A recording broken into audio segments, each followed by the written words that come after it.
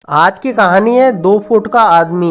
एक बार की बात है, एक राजा यात्रा करते हुए एक छोटे से गांव से निकल रहा होता है। तभी उसे गांव का एक आदमी मिलता है जो राजा से कहता है कि महाराज, आपको रास्ते में एक 2 फुट का आदमी मिलेगा। यदि आप इस गांव को पार करना चाहते हैं तो उसे मार देना। राजा ये बात सुनकर बहुत हैरान हो जाता है और उस आदमी की बात मान लेता है। फिर कुछ देर बाद रास्ते में राजा को वो 2 फुट का आदमी मिलता है जो राजा को लड़ने की चुनौती देता है। राजा उसकी चुनौती मान लेता है, उससे लड़ने लगता है और उसे लड़ाई में हरा देता है। लेकिन जब उसे मारने की बात आती है तो राजा उसे यह सोचकर छोड़ देता है कि उस 2 फुट के आदमी को मारने से क्या होगा। फिर वो अपने राज की तरफ निकल जाता है।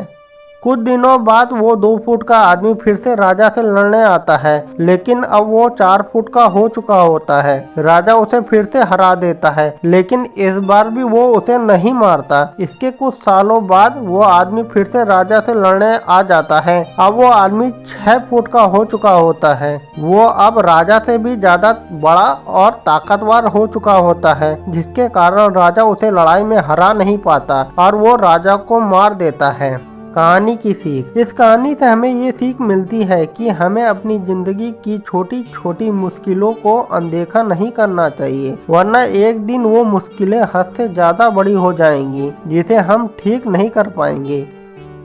अगर मेरी कहानी आपको पसंद आई है तो मेरे चैनल RS स्टोरी को लाइक करिए, सब्सक्राइब करिए तथा बेल आइकन में क्लिक करिए। धन्यवाद।